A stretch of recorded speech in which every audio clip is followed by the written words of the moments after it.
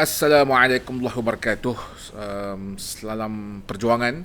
Kita kembali lagi dalam siri podcast Kekal Tenang, edisi khas sempena Pilihan Raya Negeri Sembilan.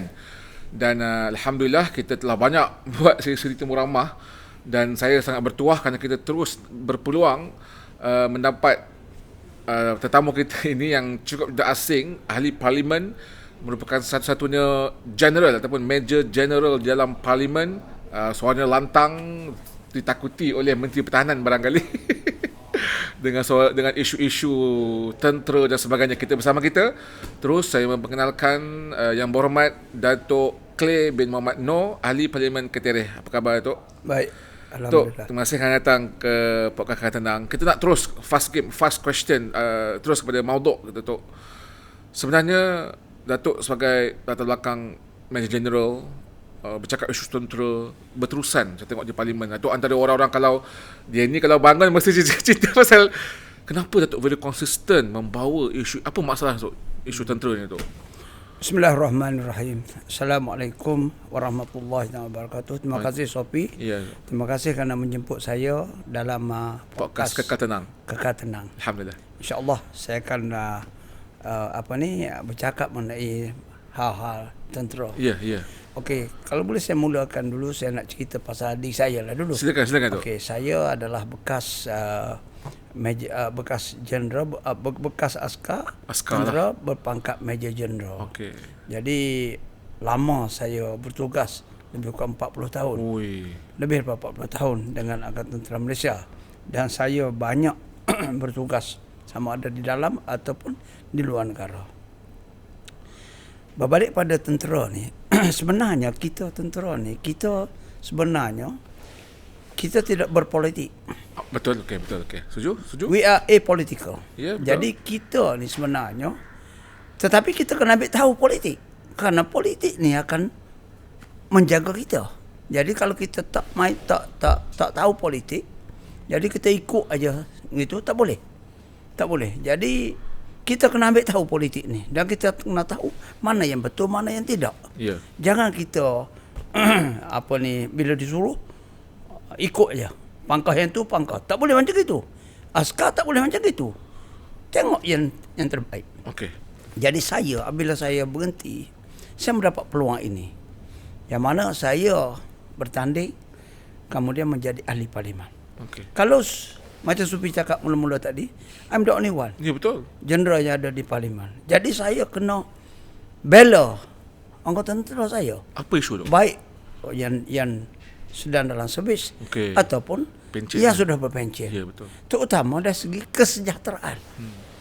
Kalau kita tengok tentera ni, hidup dia begitu, bagi saya lah, susah. Tengok kuartus-kuartus tentera macam mana. Banyak lagi kekurangan dalam tentera. Gaji kecil. Dan orang pun saya tengok tak berapa respect tentera ni, kerana kita sendiri, kita tidak membela tentera untuk menjadi seorang yang tentera yang begitu gagah, begitu dihormati. Begitu juga veteran. Kalau kita tengok di luar negara, veteran ini dihormati.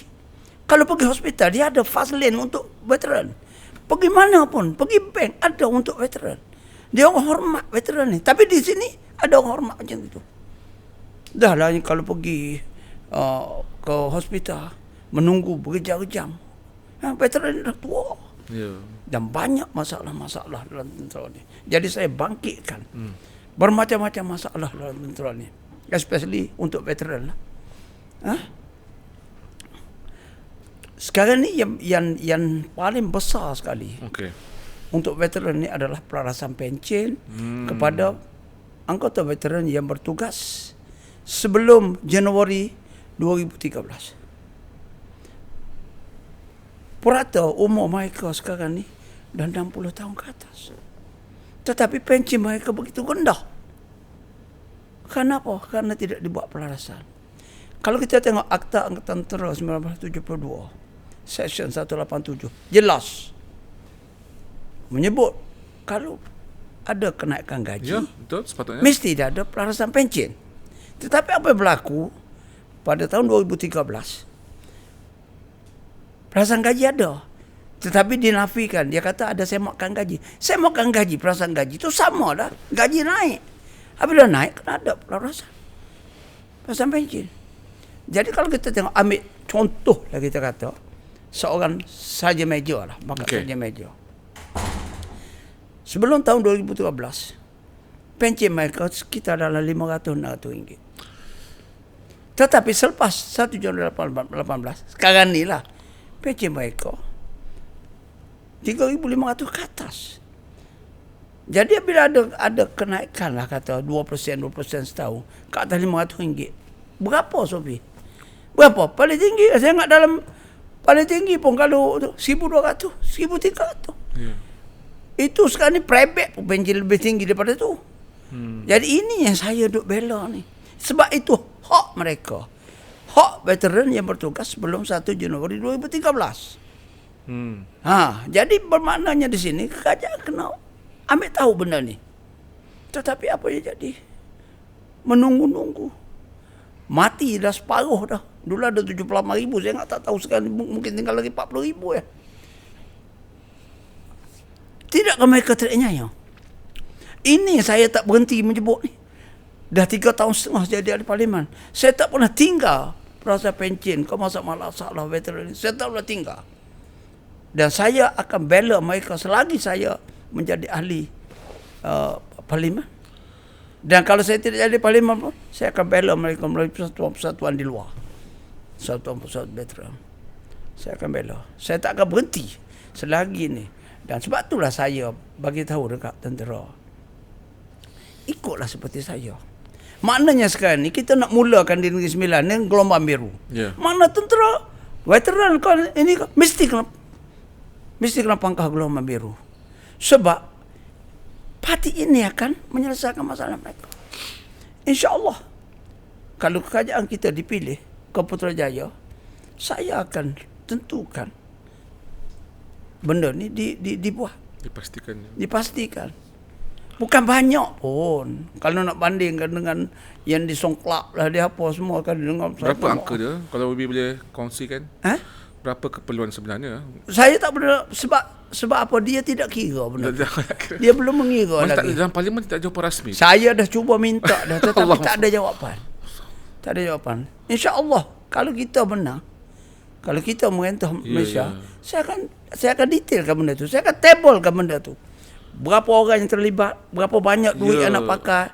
Dan kita akan bagi. Kita tahulah masalah bajet negara. Betul. Tetapi benda tu boleh diansur-ansurkan. Betul tak? Tapi jangan kita deny benda tu. Deny hak ni berdosa.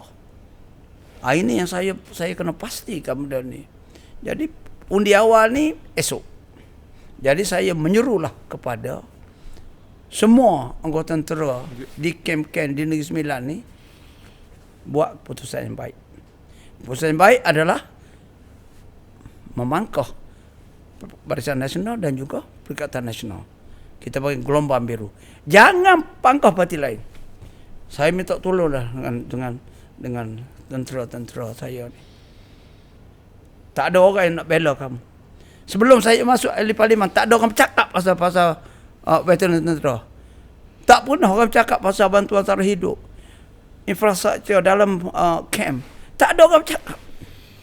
Saya yang memulakan.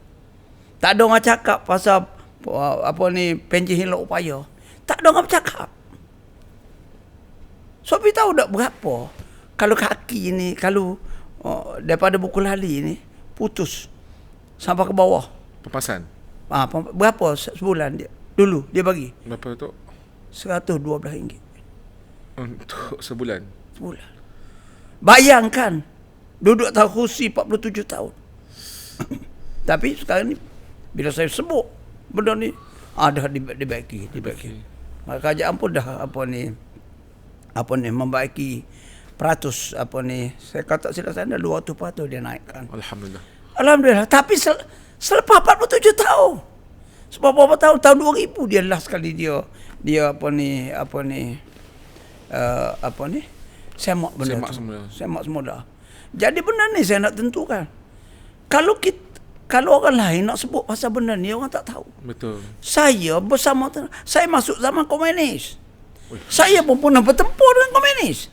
Saya tidak tipu, ini kejadian sebenar. Patutlah Datuk di Parlimen agak marah bila isu komunis ni. Itulah. Situ bila kau cakap komunis ni, apa benda komunis? Kau tak tahu pun komunis. Ya. Aku yang tahu komunis. Saya je bertembak dengan komunis. Tak jauh, Titi tu je, kat Kuala Kelawang. Di situ je. 2 komunis mati. Dah lah nak turun banyak tu 5 km ke bawah. Kat Pandang Bola tu. Berapa berat tu banyak dia kita pikul.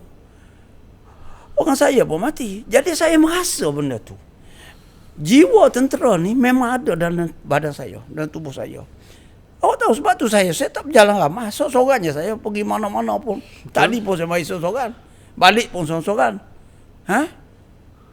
Semua tempat saya pergi ni, Negeri Sembilan ni. Saya pergi. Di mana ada tentera di situ saya akan ada. Saya nak tentukan. Jadi saya harap sangatlah undi awal ni berpihak pada Golongan Biru. Yang mana parti yang saya ikut sekarang ni. Sebab saya rasa parti inilah akan boleh membelakan angkatan tentera ni. Tok, boleh kita cerita sikit Tok tentang pengorbanan seorang tentera? Boleh? Ada masa lagi sikit? Itu sebab kena korek banyak benda ni nak cerita ni sebenarnya Tok. Saya betulkan saya ialah tentera kita ni dari segi manpower ataupun kemahiran ketenteraan adalah antara terbaik. Tapi masalah kita selalu dihina dari sudut kita punya kelengkapan. Baru-baru ni isu banyaklah kita cerita saya boleh terangkan sikit. Saya bila sebut benda ni saya dah naik darah. Memang saya marah. Silakan. Memang saya marah. Masalah pembelian peralatan ni memang kaput. Kan tu kan. Sian. Contoh LCS. Wih, tak nampak nyawa. LCS. Tak nampak. Bayangkan satu kapal pun tak keluar lagi. Siapa punya kerja tu? Saya pun tak tahu. Tapi kenapa tak diambil tindakan? Ya. Berapa bilion? Mula-mula 9 bilion 6 kapal. Lepas tu tambah lagi kan? Tambah lagi. Tapi kurang kapal 5 bilion. Tapi tambah lagi. 5 bilion kata silap saya. Ya. Jadi apa ni sebenarnya? Lepas tu dengan apa ni, kalau dulu Lembaga Tabung Angkatan Tentera tu, zaman saya dulu, saya ingat 2017 tu jelas sekali 12%. Sebelum tu ada 20%. Tapi sekarang berapa? 5%. Sekarang ni baru ni yang naik 7%. Sebelum tu 2%. Apa benda? Apa jadi macam tu? Ya. Siapa yang punya angkara ni? Lepas tu nak jual Boston Plantation. Benda tu menguntungkan kita. Saya tak tahu siapa yang manage benda tu. Sebab saya pun tak tahu. Saya tentera. Saya tak terlibat dengan pembelian barang apa semua ni masa saya tentera. Saya hanya menyediakan maklumat persikan saja untuk tentera.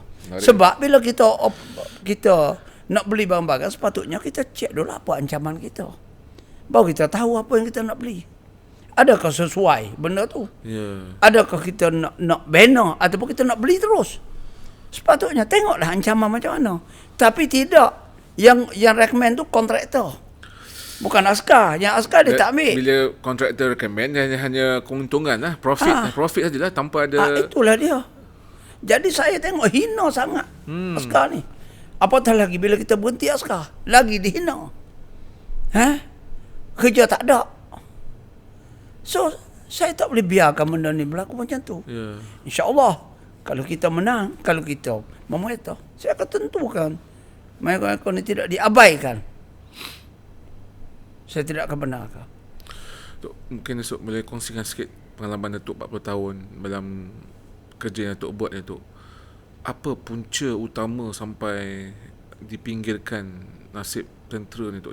Saya tak naklah cerita pasal zaman kerajaan mana-mana kan, kita nak salahkan siapa-siapa, tapi dari generalnya, apakah sikap yang sebenar yang menyebabkan tentera ni saya tak nak gunakan istilah diabaikan lah, tapi seolah-olahnya begitulah. Sebab saya dapat banyak cerita tu, contoh macam Datuk sebut tadi quarters, tapi tu quarters tu tempat tinggal, dia macam contoh kelengkapan tentera tu sendiri kan, macam helikopter, LCS yang sebut, macam-macam lah. Saya tak tahu yang detailnya lah macam tu.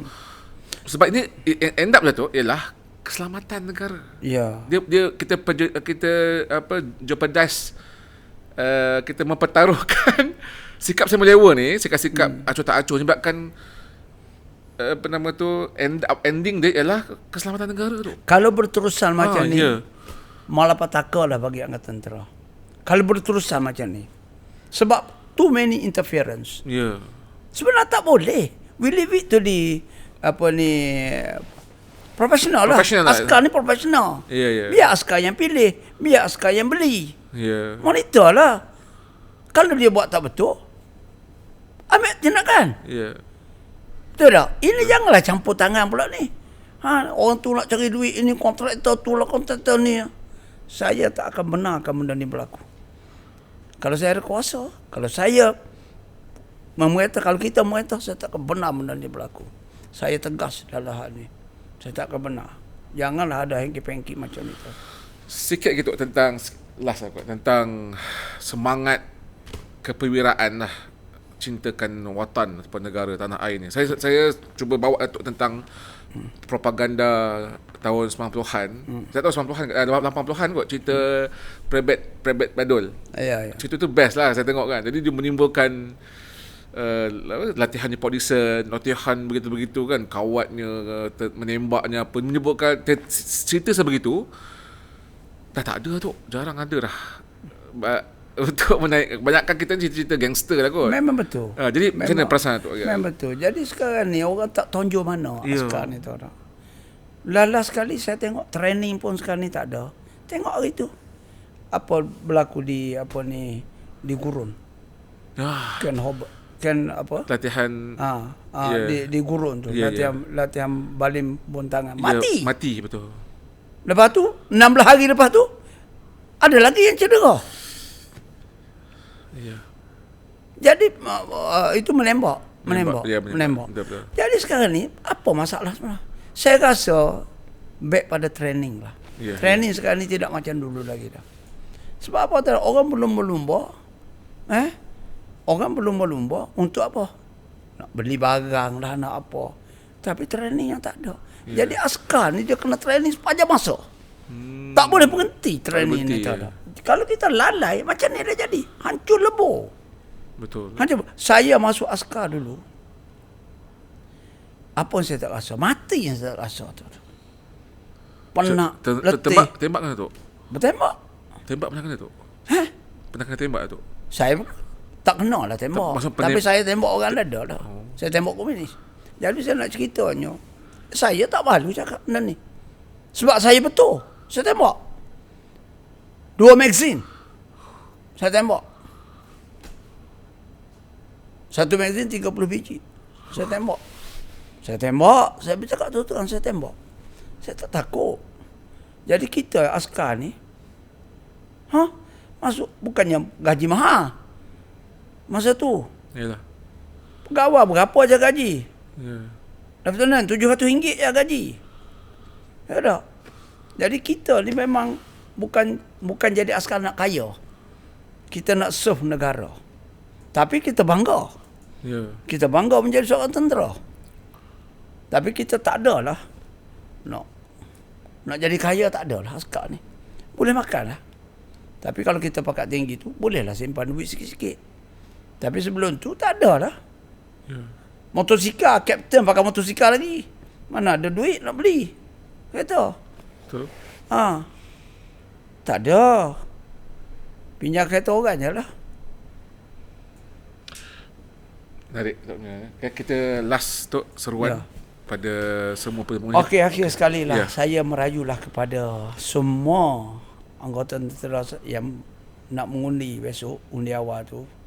Jangan silap pilih. Pilihlah gelombang biru Barisan Nasional dan juga Perikatan Nasional. Tolonglah kawan-kawan semua. Ingatlah, tak ada orang nak bela kita ni kecuali kita sendiri yang bela. InsyaAllah saya akan bersama dengan semua anggota tentera. Saya akan ingat jasa-jasa awak semua. Itu saja daripada saya. Terima kasih banyak yang berhormat Datuk Clay Mamat Noor, mantan general bagi tentera kita di Datuk tu tentera darat tu? Tentera. Alhamdulillah tentera darat dan bahagian perisikan hebat. Saya ke bekas Head of Army Intelligence. Bahaya ni, maknanya Datuk Seri memerhatikan kita juga. Terima kasih banyak Datuk. Ahli Parlimen yang cukup garang di Parlimen. Beliau ni kalau dia bangkit di Parlimen dia mesti cakap pasal tentera ni. Tak ada benda lain. Sebenarnya orang punya trademark branding. Sebenarnya Datuk betul-betul passion lah dengan tentera ni. Jadi kita mengharapkan semua dukungan penuh kawan-kawan kita yang akan mengundi. Ayuh bersama dengan Gelombang Biru satukan undi kita pastikan Gelombang Biru bersemarak insya-Allah di bumi Negeri Sembilan permulaan dan berakhir di Putrajaya.